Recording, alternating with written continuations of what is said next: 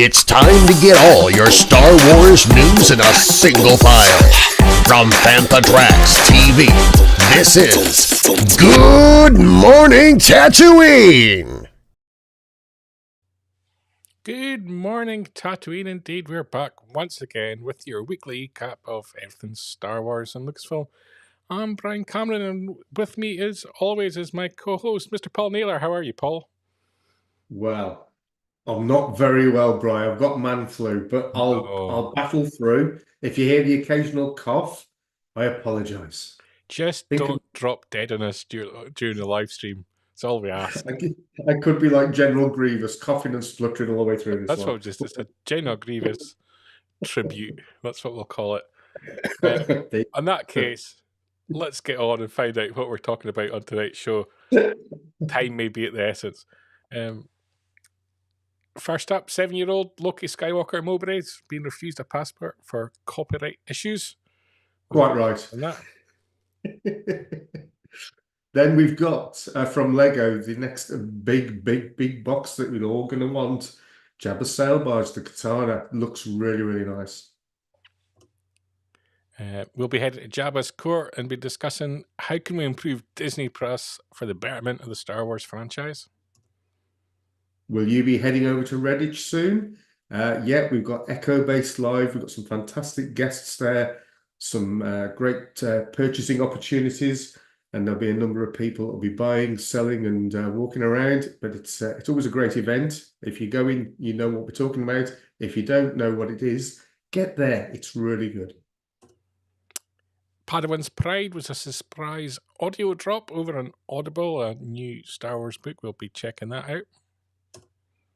And it's the 21st anniversary of the making of the Revenge of the Sith. So we'll be having a quick look at that.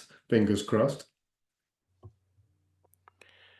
Star Wars The High Republic continues with a new one-shot for the 2024 annual revealed. Now, talking of reveals, there's some new images for the Skeleton Crew. So we'll be having a look at those and analysing where we think the story might go. So lots there that we're going to be discussing. And guess who's back from his holiday? Mr. Mark Newbold commenting there. Manthrax. Don't make me laugh, Mark. Don't make me laugh. Also headed to Echo Base as well, so his wallet's crying already. Yeah. He's his own collecting room, of course. Echo. Well, I believe he's also selling this time, but I know what Mark would like. Yeah. That'll be interesting to see. Yeah. He'll sell it to somebody and then buy it back off. Yeah. If you haven't been to Echo Base, there's your reason. You're going to see Mark Newbold sell something. That's going to be entertaining. That'll make the news the following week. We'll be reporting on that, absolutely. Yeah. So let's get the first news article. 7-year-old Luke Skywalker Mowbray refused a passport for copyright issues. It's kind of hit the news this week, which I found quite mildly amusing, although it is one of those stories that's published as a Oh, isn't it terrible how we are victims? Uh, with the sad faces of the family. But obviously, little kid born on May the 4th, families decide to give him the middle name of Skywalker. Applied for his first passport, rejected on the grounds of you need permission from the copyright owner, Disney, for using a name that's copywritten. And family upset.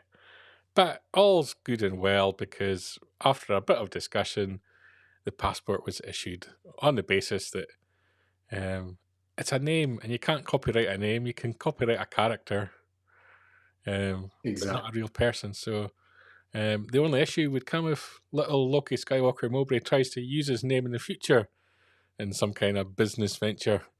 He may hit into trouble then. He could well do. Do you remember many years ago there was I think there was a rapper called Luke Skywalker who was part of a breakdancing act or something, and he got sued for being called Luke Skywalker, which is, I suppose, fair enough. But this family have had to deal for years with the pork pie community trying to sue them for their surname as well. So the old Melton Mowbray pork pie people have been all over them, but they should be okay. It did remind me though, my brother, who is also a huge Star Wars fan, he was taking his little lad to school. Hiya, Jonathan, all right? He was taking his little lad to school and he heard one of the parents shouting, Anakin, Anakin. So obviously his eyes lit up and he was trying to work out which parent it was. He went over and he just about to go, and they went, stop. We've heard it so many times. We're not Star Wars fans. We like the name. We really regret it. So it can be a problem later in life. Yeah. There was another incident, very similar, a couple of years back with a little girl who was named Khaleesi after a character from Game of Thrones. They had a similar issue, Yeah. but it was initially rejected. And it's entirely because you apply for a passport, they run it through a database. It's going to have all the latest things that are copywritten, and they're automatically going to reject it as soon as you appeal it. You're going to get the okay. It just Yeah. needs someone to look at it rather than a computer, And but yeah, Well, I caught the tail end of an interview. I think it was with Chesney Hawkes on the radio earlier today, and I think he's got a son called Indiana. So he's clearly a fan of a certain Lucasfilm property. So maybe he has issues with that. I don't know. But it was interesting to hear that name being spouted. yeah. Just a reminder: if you're watching the show on X, Facebook, Twitch, YouTube, feel free to throw your comments in as well. We'll include them as part of the show, include them part of the debate, because your opinions is just as valid as ours. So happy news! Little Loki Skywalker got his passport in the end. He's going to get his family holiday. Bless All's him. good in the world, and we'll be keeping a close eye on him, as the Emperor said. Thanks for that. Yeah. Now you've recovered from your cough. Next news items Yeah. on yours on your Let's. agenda. Thank you. And of course, at that point is when my camera packs in, and it's not coming through. So give me 2 seconds whilst I fix the issue. He says, Oh dear. "Oh, we knew the technology was going to break tonight, We did. We did. but we'll fix it. We've fixed it. There is a backup planned. Here we go. Here we go. Here we go. There we go. Oh, well done. Jabba We're in. Barge. Fantastic. You're a big So from the Black Series series, collector. Paul, not so much the Lego. Would that be true? I've got bits of Lego, but nothing specific. But I must admit, when I saw this little beauty, it did sort of make me think maybe I'd want that. I didn't get the sail barge that came. Thank you, Mark. I didn't get the sail barge that came through that you could buy for the vintage collection. So this would make an ideal 30-inch display piece. So, I mean, it's sizable, isn't it? The figures that come with this are great as well, because at last, we get, and I'm going to call it Slave Leia. We get a Slave Leia. Yeah. Something that I don't think many people ever saw coming because of the way people in the industry have been feeling about that particular design for Leia. And there you go. We've got 3PO and R2 with Jabba himself and a nice little salacious crumb. And there she is Leia. in all her glory. Yeah. And I'm going to guess. Oh, they are. That's a bit of roast pork against that wall there. Very nice. Yeah. Like I don't understand why they're hanging things on hooks. Oh God! And there's I like a think you frog on the do. floor and wine glass spilled. That's a protocol droid. Where's the kitchen protocol going on here? Why is he not helping more? I mean, come on. But I think you do briefly glimpse the kitchen. I might be wrong. I might be thinking of something else. But yeah, it's a lovely set. Pricey, obviously. I think it's the best part of £430. But I would imagine people that have got things such as the Death Star and the huge Millennium Falcon that came out recently, they'll be all over this. What I think they've also been clever about is that a lot of the main characters and some of the well-known secondary characters, such as Boba Fett, I think those will appear in subsets that will go with this. So I think there'll be a couple of skiffs that will go along with this as well. So it'll be interesting to see what the price point is on those, because you can guarantee they will be released. But yeah, I mean, this is all part of this big Return to Tatooine campaign, which is sort of running through all sorts of different product lines. What are your thoughts on it, Brian? Well, I'm kind of here with Mark Hamilton that why is Leia wearing shorts now? I guess that's trying to show Wow. the veil element of her skirt, I guess. The Tatooine temperatures are what they used to be. Yeah. Good to see Jack as well in the chat. Doing very well, Jack. Thank you very much. I agree. Mark's loving the upside down Lego, looking like the pattern on a carpet. And he also makes an interesting comment with the Jazzware skiff. We now do a Jazzware sail barge. That would be something interesting. My thoughts on the sail barge.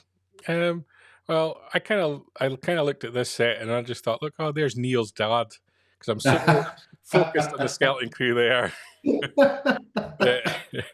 I haven't seen Neil's dad as a Lego figure in a long time. Lego's not my thing. It never was, even as a kid. But there's a lot of excitement about this set, so I kind of get where the collectors are coming from. A lot of money, Yeah. a lot of pieces. Difficult when you've got big collections as to where you're going to store it. But it looks nice. They've done their own thing. They've expanded a little bit on what's canon to create insides of a sail barge, which some people love, some people think is controversial. I don't mind it. I think it adds a little bit of interest to the set. Yeah, definitely. I mean, it's one of those ones that will be great for people to actually build, but also for those that don't want to open the box, it is going to appreciate in value because it's going to become something desirable further down the line. Yeah. There's a clarity from Fan Attraction. She's not a slave, she's a person, and her name is Leia. Slave Leia. It's a slave Leia for life. Mark Hamilton there as well, that he's keen to get the Max Rebo, but no room for the huge barge. I totally get that. Yeah. I think you're kind of right with them being part of this. It's going to bring the price down overall. Matt, that does Father Track social media as well. Obviously, he's got a toy shop, so he kind of knows the market, and he's saying it's slightly overpriced, which I think is probably a fair comment. I think ounce for ounce Lego's better value than gold, isn't it, on the stock market? Yeah. And Jonathan as well used to have Lego a long time ago when he was younger. He remembers having the episode 2 Obi-Wan Kenobi in his starfighter ship. Nice. And Mark as well commenting that Lego's meant to be fun. So yeah, adding new elements, not seen.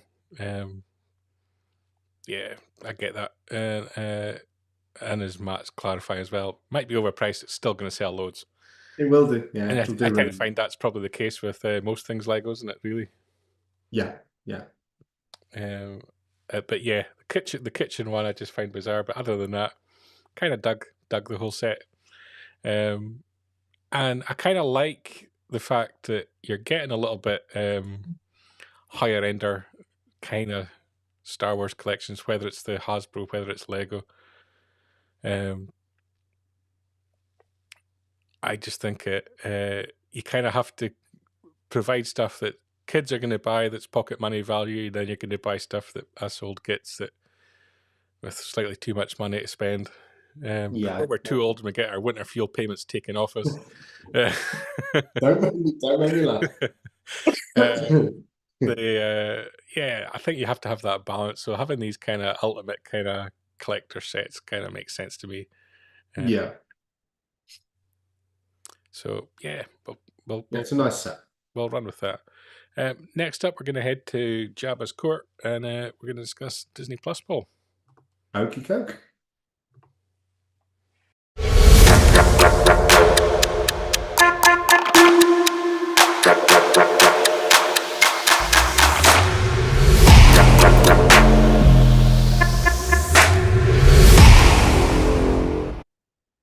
So this week on Jabba's court, we're going to be discussing Disney Plus and how it can be improved for the betterment of the Star Wars franchise. This comes on the back of the fact that Disney Plus have announced that they are launching 24/7 live streaming channels. And in fact, I think they have a Disney Junior channel, an ABC News channel.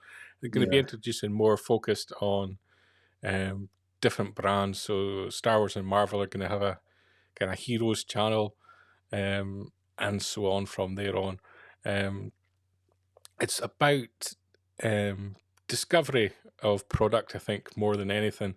And obviously, they've got a huge on-demand library. You can still sign into Disney Plus and pick whatever you want to watch, as and when you want to watch it. But aside to that, they'll also have channels that'll work just like your linear TV that'll be on the air 24/7, and you can just switch on a Disney Plus channel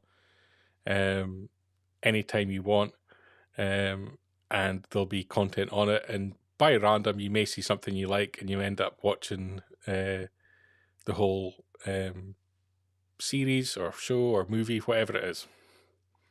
I'm guessing what this basically is about. This is a revenue stream because the channel will obviously, unlike the content that's on Disney Plus, this channel will have ad breaks, and that's going to be key to this decision. They need to bring more money in, so that's why they've gone down this route.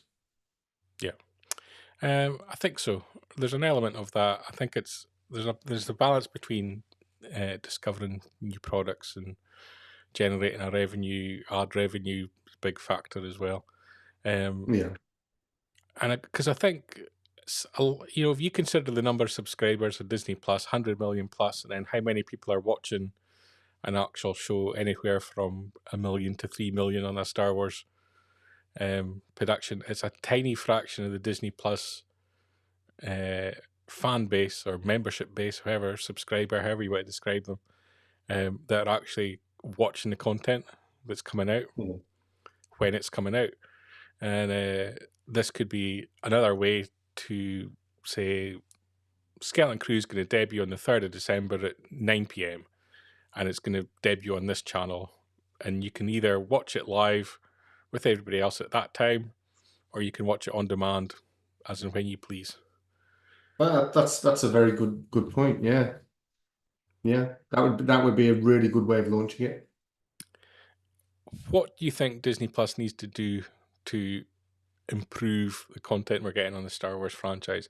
Is it in itself an issue, or is it more on the creative? I think it's more down to the creatives than the actual.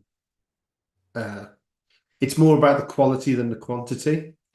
I don't think anybody thought when going back 10 years now, the actual amount of Star Wars content we've got now, but sometimes there are questions from certain parts of fandom regarding the quality of that content.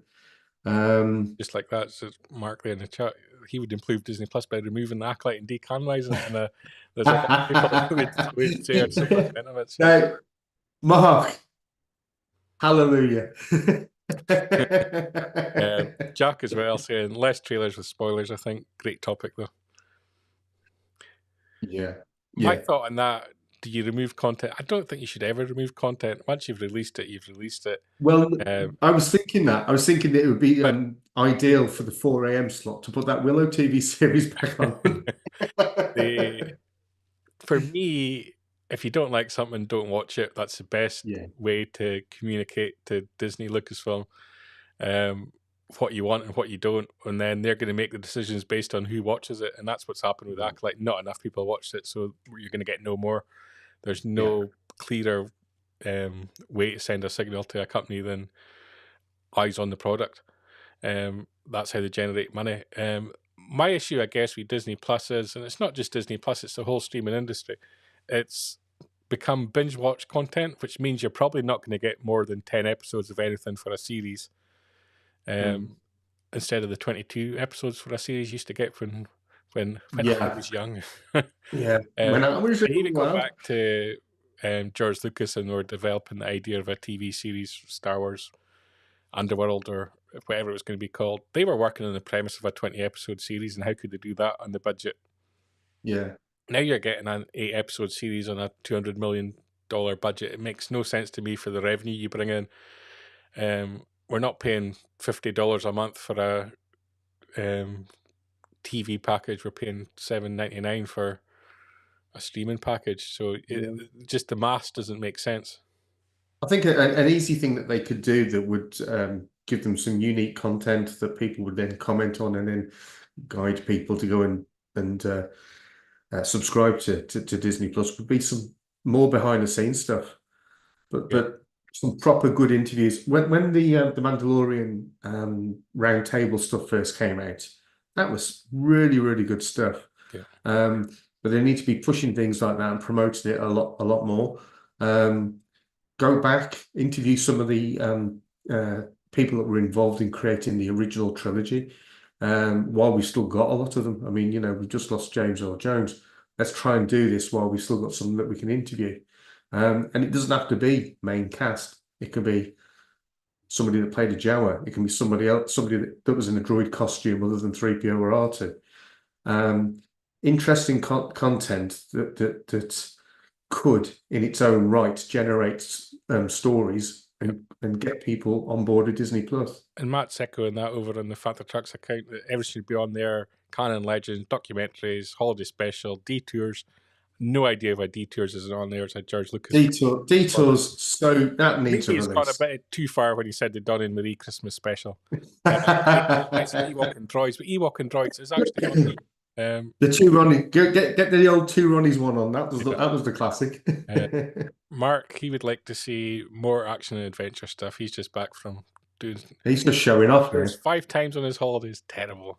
Did you get to Hoth though, Mark? Did you get to Hoth? That's always the measure of a good Star Tours trip. If you got to Hoth.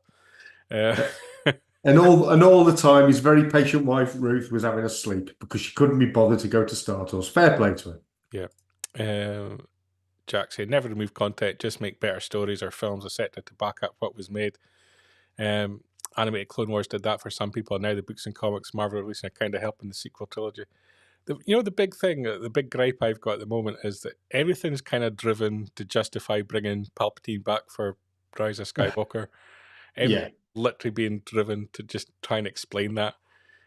Forget about it. The sequel trilogy was what it was, and some people loved it, some people hated it. We don't need to over justify everything. Matt, I think Mark is also echoing what I said about budgets. Need to strip them back. Text more and capable do it for less, and zero need for household names, apart from those already established. I kind of agree. I don't get this guest star of the week kind of thing. No, doesn't add anything to me. But yeah, it's. Going back to your Palpatine thing. Didn't get that there. They did not get off. Can't be a good holiday if you don't go to Hoth on Star Tours. Going back to your Palpatine thing, I think the best explanation for his survival was in Robot Chicken, where he lands at the bottom and everything's good. So yeah, that's the link that they need to make. Robot Chicken, make it canon. So I do think, going back, how do we improve the franchise on Disney Plus? discovery of it needs to improve. I think this 24/7 streaming channel has the opportunity. I think it kind of feels that's targeted more towards adults. I'd like to see them introduce Star Wars more for kids on Disney Plus, really push things like the Young Jedi Adventures kind of stuff, the cartoons, get kids hooked that way, and then, have Star Wars that's for different generations of the fans. Stop trying to make everything for everybody. And as a fan, stop concerning yourself overly too much. If you find content you don't like, just skip it, find something else. So Andor's a prime example. People kind of seem to forget that Andor's kind of kicked off with his storyline. He's looking for his sister who's working as a prostitute. And that was how Andor started. It's adult themes. Yeah. And you can do it and get away with it in Star Wars, and it's fine. And you can create a great story that, a huge chunk of the fandom really appreciate. Same with Acolyte. A lot of us didn't enjoy it. Some people incredibly passionate about it. It's okay not to like everything. I think Disney have to find a way to have content targeting different groups and make it clear this, we are targeting different groups and not everything's for everybody. And get out of this mindset that everything Star Wars has to be like the original Star Wars. Well, I mean, they miss opportunities all the time. So the other day when Ewan got his star on the Hollywood Walk of Fame, that should have been on there. They could have done a live feed for that or whatever, and then record it and then have it on there for people to watch. Star Wars Celebration, when that happens, they should be there. Yep. They should be filming it. They should be the ones that are giving the content to the world rather than trying to get it online. Get it on Disney Plus rather than some dodgy connection when you're trying to do your work at home. And the other thing that they should definitely be doing is what's he put there? Thank you, Mark. The other thing they should be doing is any events such as PulseCon, things like that. That should be on there as well. So anything that's tied in with Star Wars, and Disney of the weekly Star Wars show on YouTube, that could be on Disney Plus. Drive people to the platform. Stop giving the content away on YouTube when you've that means we've got to re-record this with a much more positive slant on it then. Yeah. You stop giving stuff away for free on YouTube when you've got an entire video platform of your own. Yeah, exactly. Seems basic to me. Jack also making a comment that they need to plan stuff like they did for the High Republic, sit in a room and plan and talk it properly. I think they are doing that now that Dave Filoni's in charge of creative. The problem you've got is that you appoint someone today to be head of creative, it's going to be 3 years minimum before you actually see the fruits of that appointment, really. When you consider the length of time it takes to develop and make and then air a program that, Dave Filoni is going to get criticised for the next 3 years for the content coming out, but in truth and in large part, not a lot of it's going to be his shouts. Yeah, Mark as well, chiming in, live stream as much as possible.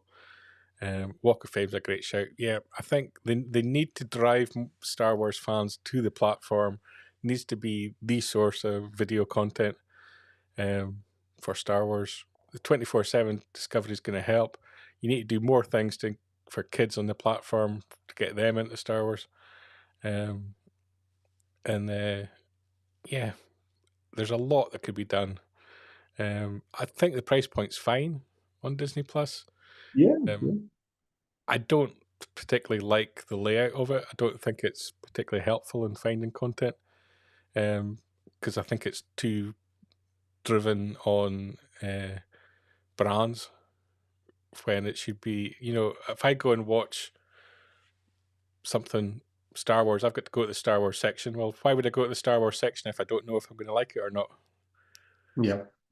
So, you need to have more random categories that links across the different brands. So if you like this particular kind of Marvel content, well, why don't you try this Star Wars content? You might find you like that. So, we'll see what happens. Jack chiming in as well that the problem is Disney don't want to wait 3 years. I don't know if I buy into that too much on the basis of, they should know the industry and they know how the industry works. I can imagine that there's a lot of people in the Disney boardroom not particularly happy with the Star Wars brand at the moment because it's not generating the billions that they probably feel that it could be, and that they're not making films. Well, yeah, but they're killing their own cow, aren't they? Yeah. They're not putting out the content that people want. TV content's probably not connecting as well as they want, so they're probably not making as much money off of that as they want. So I imagine the Disney board's not happy, and they're asking questions and they're attempting new things, but we'll just have to wait to see what happens. But yeah, it's interesting. I think the 24/7 channel will help. I'd like to see more categories on Disney Plus that might pull in fans that way. That don't. And is there a launch date for this yet? They're dropping all the time, so some of the 24/7 live channels are already up there. I think there's more okay. up in October, and I think it's going to become a thing. Netflix is obviously pushing hard towards live sports next year, and I imagine they're going to do the same in terms of 24/7 channels as well. So it seems to definitely be the way that the streamers are heading, and I've actually been calling for that since the conception of Disney Plus, that you need live channels on there for people to content discover. So I'm glad they're finally doing it, and I think it will help. Nice one. But yeah, that's just my shout. But that is it for this week's Jabba's Court, Paul. Hooray! Jabba's Court is part of Good Morning Tatooine, which you can catch live every Sunday 9 p.m. in the UK, 4 p.m. in New York. And it's also released as a video on Phantom Tracks TV every Wednesday at 7 p.m. But that's not the end of the show. Don't panic. That's not the end of the show. End of that segment. Back to the news, though, Paul. Yeah. Well, we've got one of my favourite events coming up. Jack has just asked the most pertinent of questions. Are you going echo-based, chaps? Well, you kind of read our minds, Jack. That's where we're going now with this. Echo-based returns October 12th, coming to the Kingfisher Shopping Centre in Greenwich, England. It's up there, isn't it, with the events on the Star Wars calendar? It's up there with Celebration, going to Rancho, and obviously Star Wars Fan Fun Day. But this is up there with the big events. Echo Base Live. I've been a number of times. I was actually a vendor last year as well, so I was, and did rather well on the day. So much so, I'm going to be having a table again there this year. Bought Disney. Sorry. So you did so well that you've bought shares in Disney, and you're going to be able to all kinds. I was able to get my subscription for Disney Plus at least, anyway. But yeah, and because I did okay, there's a number of other factors that will be going along and having a table there too. But of course, there'll be enough of us there to keep an eye on each other's table while we have a wander around, and no doubt spend all the money that we make on the day. Yeah, Mark, it's a really, really good event. It's the one place where I think it's the dinner's on the. Dinner's on the 11th, I think. Yeah. And that's like a dinner with the stars kind of idea. Now, every time they put on an event at Echo Base Live, they always like to theme it. So they've gone with Endor this time, and here's some of the stars that you'll be able to meet that were in Return of the Jedi, and it's it's a great opportunity to meet some people that you will very rarely see out there. Some of those, Kieran, you see quite often, and Dickie, Pam Betts, I think I've met before in the past. And then on that screen there, Trevor Jones, I've never met Trevor. And he's been in a number of things that I love, like Phoenix Nights. And breaking the Endor mold slightly, but a great guest, Brian, is Michael Carter, who was Bib Fortuna. And I've interviewed Michael before. Mark and myself interviewed him in London at Film Comic Con. He's brilliant. He's brilliant to chat with. He's got some great stories. So if you haven't met Michael Carter and you need to get that Bib Fortuna action figure autographed, this is the time to go and see him. And although I hate to say it, these people aren't getting any younger. So, strike while the iron's hot. Yeah. It's a great event. If there's anything that you're missing from your collection from back in the day, it's the place to go to. And also for any of the when there's alternate versions of your figures. So, you might be somebody that collects Luke Skywalker, the original from the original 12, but you want different hair colors. You're bound to get it there. And I've seen Mr. Newbold buying some very strange stuff from Echo Base. It's Jonathan was saying that he'd love to go, but unfortunately can't this year because there's another Comic Con clashing. That's always a shame. Is when you get the great Comic Cons all on the same weekend. Mark there also chiming in. Crazy what you can find at Echo Base. Yeah. I'm not sure I'm going to make it this year. I'm kind of aiming to be there, but I don't have plans. Don't have tickets. Don't have plans as yet. But we'll figure it out over this week. Hopefully, I can get down. You'll rock up. I know you will.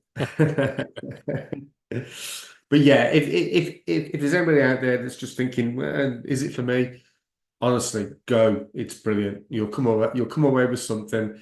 If only memories of a great day out. It's an absolutely fantastic event. Yeah, he collects random stuff. Fair enough.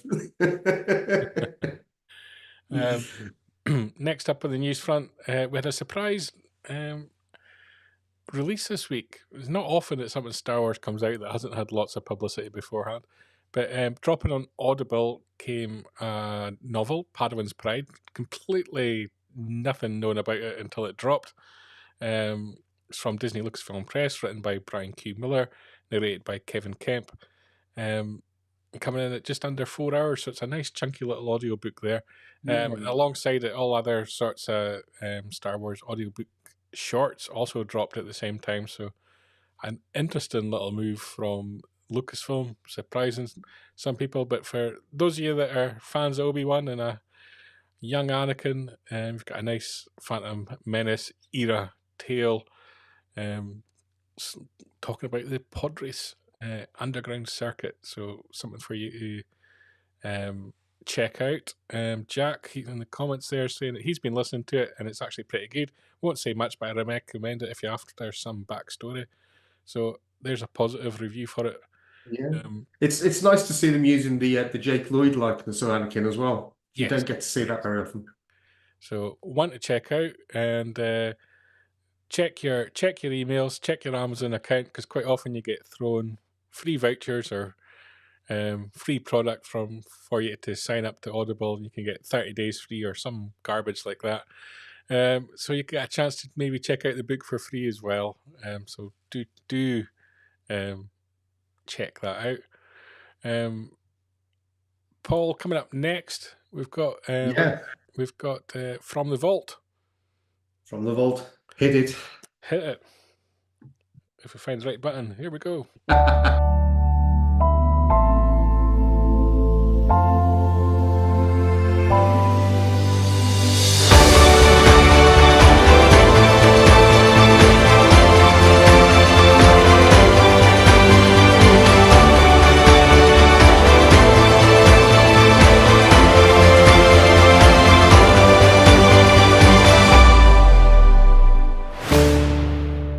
The difference between a level 8 and a level 9 really is the dark side. You have to go through each level in order to attain the next level, and if you do it too quick, you're going to get in trouble. So that's how I work on his downfall is going to be aggression. Obi is also aggressive. They're almost the same, those two, because they've come up through the same way, taught by Qui-Gon, Tyrannus, Yoda.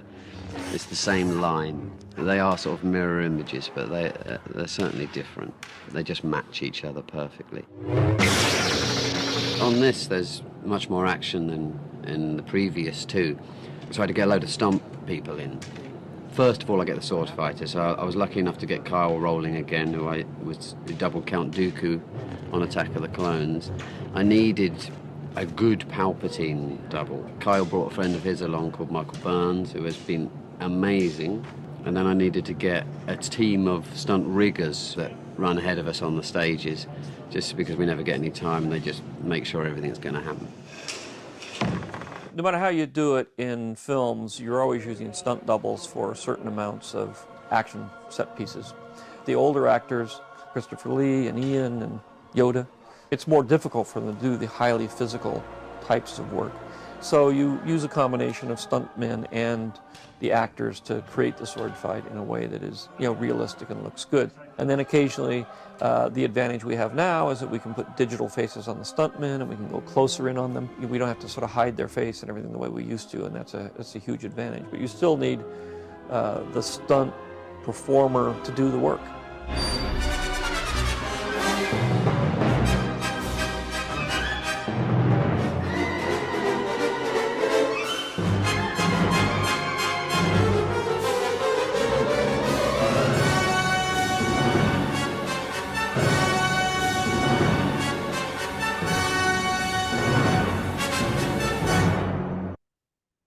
A painful end there for Chancellor Palpatine.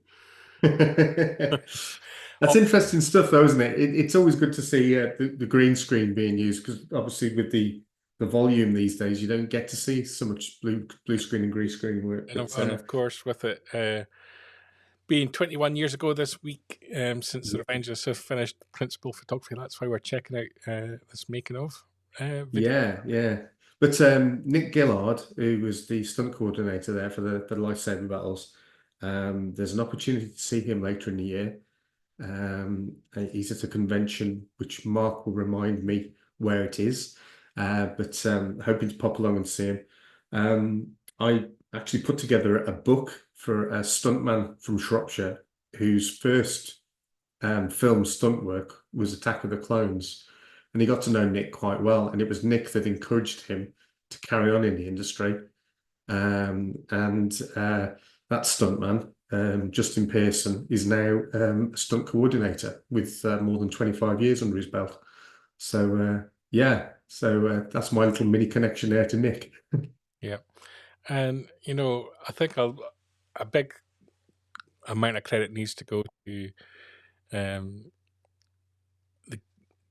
not just the stunt workers, but the actors as well, who put so much effort and time into preparing for the role for months before filming even began. And Neil's just claiming in the comments there, Croydon, that he's heading to. That's the one, Croydon. Yeah. Yep.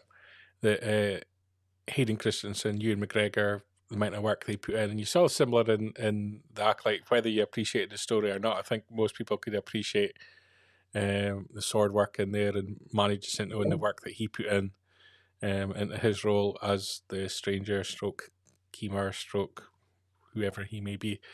And Mark, just giving the full details there. Smuggler's Event show in Croydon on the weekend of the 9th to 10th of December, alongside Roger Christensen, Howie Weed, and Brendan Wayne. So a nice little lineup there. White Stump Fest, yeah. So yeah, it's 21 years. What's your memories of Revenge of the Sith? Well, from the making of side of it, seeing Hayden putting on the Vader costume, that's the one sort of the image that I can recall from the making of. Revenge of the Sith as a film, I think I'm right saying it's my son's favourite Star Wars film. It's certainly up there, probably in my top 5. It was a very strong link between the prequels and the sequels, the prequels and the originals, rather. Sorry, it did what it needed to do. Potentially, probably could have done with being spread over more than one film. But I actually liked the way that after Attack of the Clones and what we didn't know what was going to happen with regards to the animated Clone Wars TV series, as moviegoers, we don't actually see the Clone Wars itself. We see the lead up to it and the very final, that's it, it's done. So I think at the time, I remember feeling a bit cheated that we hadn't seen the Clone Wars. But then obviously the animated series came out, and probably justifiably so, because that way that story got some proper treatment rather than maybe an hour and a half. Kind of emphasise the great things that George Lucas did when it came to story-wise. Like, if you go all the way back to A New Hope and you're starting the story mid-flow, so you're straight into the action from the get-go. All the way through to what he did with the prequels. It's a brave choice not to show the Clone Wars, when the whole prequel trilogy is based around that time frame, and then to go back and address it in the animation series. And that's a good lesson I think that Lucasfilm need to learn today, is that you don't need to show everything on screen. No. And it's okay to refer to huge events and not show them. Yeah. Another element of it is Kevin mentioned there in the comments, which is something I'd forgotten about as well, that Revenge of the Sith, it's the longest lightsaber fight in the franchise. And if you take that fight in Revenge of the Sith, you take the one in The Phantom Menace with Darth Maul, incredible stuff. If you're making something Star Wars now, why not go all the way back in time to the Old Republic? Classic Jedi versus Sith, armies of Jedi, armies of Sith. Have a huge focus on it, on people who can actually sword fight. Yeah. Have that be a huge element of the shows, and not build up over 5-6 episodes to one huge battle, but have it be a weekly occurrence that you're going to have impressive lightsaber fights. Really build, you know, in terms of stunt performers, in terms of actors, really build up like a real nice little franchise within a franchise, you know, of people. You know, you find the right actors as well. Like Kevin says, Hayden and Ewan did most of the lightsaber stunts too, who become dedicated to it. You could produce something pretty special, because what's one of the things everybody loves from Star Wars is the lightsabers. And you go back to the original trilogy, it wasn't a huge thing. It was very basic fighting compared to what George then introduced in the prequels. Yeah, You could do something pretty special in the Old Republic era and just have proper old school Jedi versus Sith. yeah. But just picking up on what Kevin just said there as well, that the majority of the stunt work was actually Ewan and Hayden did the majority of it. It was only the really sort of, we better be careful and not maim our stars. Those are the only bits that were sort of patched in by other people. Going back to what we said in a previous show, as much as the Jedi is a huge focus for Star Wars, potentially my favorite two films contain very little lightsaber work at all. So it should never be all about the lightsaber and the Jedi. I'd love to see some more cantina-based sort of content. Yeah, but here's my point. My point, I guess, is you're right in that, but where is your proper Star Wars lightsaber show? So give us a proper Star Wars lightsaber show. Then give us a Rogue Squadron show, or give us a Denzians of the Galaxy kind of smuggler show. Well, I mean, they keep falling short, don't they? I mean, you get hints of create a show that's something for everybody. Recognize the fact that we all like different things from the franchise. We're all different age groups, and so different things are going to appeal to us, and cater for that. And I just it's the old thing, isn't it? If you do try to make something for everybody, you'll end up making something for nobody, and that's what's happened a few times lately. Yeah, there's a lot of that happened. It then becomes you venture into the problem, which I feel that the sequel trilogy have, and others will disagree, that you started out with something that tried to be a love note to Star Wars, to then do the opposite of someone trying to tear everything that we think what Star Wars is apart, to then going back to the guy that did the love note, trying to put things back to how he wanted it and destroying everything that had happened in between, and it just became a whole gigantic mess. But you've got to decide what you want to do, and if you decide what you want to do, is you can have different shows be different things to different people. Yeah. Mark giving some examples. What you do: Smuggler show, X-Wing show, Rogue Jedi show, Bounty Hunter show. So many options. Absolutely.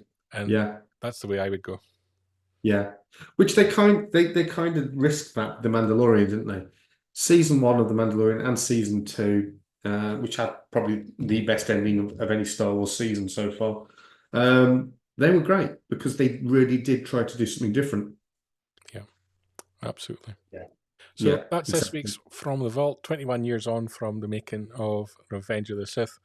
And I guess we'll be able to celebrate when they came back to do the reshoots sometime next year. Yes. So we'll come back and we'll discuss the reshoots. Probably this time next year, I think, from the calendar. And of course, from the vaults, part of Good Morning Tatooine, streaming live Sunday at 9 p.m. in the UK, 4 p.m. in New York, and it's also released as its own video episodes after every Phantom Tracks TV episode. Paul, back to the news. We've got a couple of quick items to wrap up the show. First up, if I bring up on screen. Oh, wrong one. Here we go. The High Republic Adventures Phase 3 has got its 2024 annual one-shot. Well, is it 2024? It's 2025. It's coming. One-shot cover revealed. You can pre-order it now for $7.99. It arrives 22nd of January 2025. Lots of different stories going to be in it, from Justina Ireland, Elisa Wong, Calvin Scott, Zordea Cordova, and Charles and Rosemary Soule. So a lot to look forward to from Dark Horse Comics to kick off the new year. Yeah, it's not an era of Star Wars that I'm familiar with, so I can't really say too much about that. But it's nice to see Cavan Scott's name, because generally speaking, everything that he's done's been really good. Yep. And last in this week's news, but certainly not least, Paul, is Skeleton Crew. Yeah, look at that. He's wearing Lando's shirt. What's that all about? And there's Neil in the background with his long trousers on. I'm keeping watch and Neil, because what do we want more than anything is a shot of Neil's butt. And if he's going to be wearing trousers, unless he's going to bend over at some point and have a builder's crack, it's not going to happen. I'm disappointed. You're forgetting where you are again. I know. This is going to be my entire, when we come to do Skeleton Crew reviews, every week it's going to be Neil's butt watch. But no, there's been some interesting new publicity shots released. So obviously we've got the main dude there himself, and I'm sure in some of the other clips that we've seen, has he got a beard? I don't remember, to be honest. I can't remember. But anyway, but yeah, a nice lineup here of pirates. I mean, that costume. That looks like his mum's made it for him, doesn't it? What's going on there? All he needs is a brightly coloured scooter and we're away. We're back to the Book of Boba Fett. But nice to see, like, there's a Gand there, and obviously the Wolfman type creature. I like how he's got the pistols, the blasters along his bandolier. That's quite cool. And I think that's Vane as well in the background, isn't it? Yeah. Of course, there was rumours came out this week. Probably, to be fair to say, not the greatest of rumours. Source in Production Weekly that they're developing a Pirates TV series. For me, it's a 50-50 gamble from them in terms of rumours that what do you do to sequel the Skeleton Crew, because the kids are going to have to age too much. Okay, what we got in the Skeleton Crew? We're going to have pirates, so it's the next obvious spin-off from it. So throw the rumour out there, you've got a 50-50 chance that it becomes true. Hey, look, the things that they officially announced never get made, so why not a rumour? Yeah.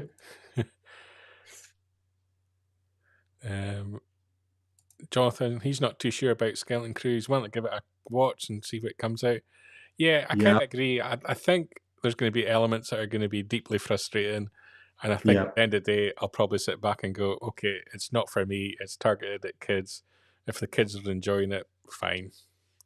Yeah, I mean, I'm already slightly rattled by the trailer that's got Suburbia in it. But, we'll see.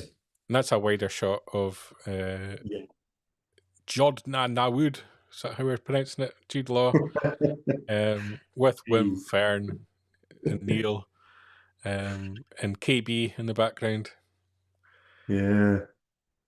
Yeah, great. Kevin saying for kids with some adult themes. Yeah, I kind of think that's where it's going for. It's very much there seems to be a real drive at the moment to bring back the Goonies, and they've kind of announced a Goonies 2 sequel, and everyone's supposed to be on board. And I'm noticing, like, I think there's Goonies Lego coming out next year and all that kind of thing. I think this is kind of the launch pad for that. It's bringing back 80s style kids adventure TV shows and films, which I don't think is a bad thing because I grew up on them and I've turned out semi-okay. It's got that, yeah. I mean, they've already said it's got that Amblin sort of vibe to it. So your E.T., your Goonies. Yeah. Yeah. I'm hoping it is just a good popcorn watch, but I don't know. I've got a feeling there's going to be something in there that's going to really wind me up. Yeah, and obviously the creators have spoken about it, and Pirates are talked about a lot but never seen. They were a big thing in the development of The Force Awakens. The whole idea was there was going to be like a whole pirate kind of planet, and that never came. If you look at the behind the scenes Force Awakens books and the art that they created for that, and the other element which was interesting that they discussed was that they took a lot from LucasArts' Monkey Island game series. I remember that coming out, yeah. Which I'm a big fan of. And yeah, Mark's questioning whether I am semi-okay. I was going to say I was okay. I gave you a wiggle room to get myself out of the situation. But yeah, I was a big fan of Monkey Island games as well, and the pirates in there. And they actually reappear, and I forget the name of the game, but they actually, if you're a fan of the Monkey Island stuff, they appear in quite a modern pirate game that's out on PlayStation and Xbox at the moment, which I can't remember for the life of me what the name is of it. But yeah, check it out. If you look for Monkey Island Pirates PS5 on Google, you'll find it. Because it's content, it's like a spin-off little content within the wider game. But yeah, so Skeleton Cruise is fast approaching us. December 3rd, Paul. Are you looking forward to it? I am, but I'm also preparing myself to not like it. I'm looking forward to it coming out, but I'm also, mentally, I'm sure there's going to be something in there that's really going to flip my lid. Yeah, but there you go. I think Kevin probably nails it here with this comment that it's okay to lock in a genre for kids, but don't make it polarizing where it puts off the mass audience. That should be the driving comment that should be going through every Star Wars creative room. Absolutely, yeah. You don't have to patronize kids, do you? Star Wars was for kids, but we still all can watch it as adults as well. There we go. Star Wars is for everybody. There we go. That's a good comment to end the show on, I think. Yeah. If you've been watching us regularly, you'll know all our content's coming from phantomtracks.com, where you can get your Star Wars news in a single file with daily Star Wars news, everything Star Wars, Lucasfilm, covering films, TV, collecting, fashion, gaming, literature, music and arts, loads of interviews, event coverage, podcasts, and reviews. And of course, Phantom Tracks social media is available on pretty much anything and everything you could ever wish for. So Instagram, Facebook, Threads, Twitter, I'm not calling it X, and TikTok. And Phantom Tracks Radio, of course, and we broadcast different shows each week.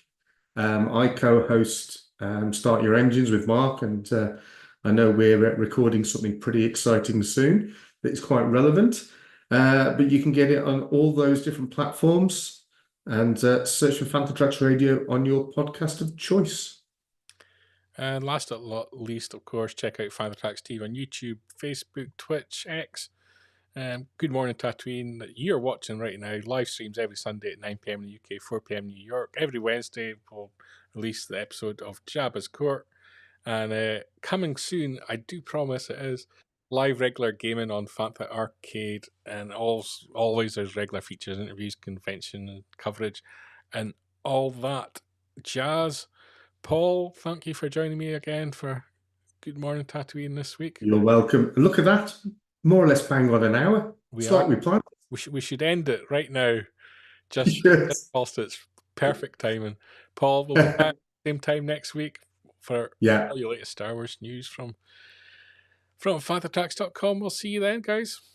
Take care. Bye-bye. Keep up to date with the latest Star Wars news each and every day on FanthaTracks.com. You can also find us on Twitter, Facebook, Instagram, TikTok, Tumblr, and Pinterest at FanthaTracks. And be sure to like, comment, subscribe, and follow FanthaTracks TV to be alerted to new content and to be a part of our live shows.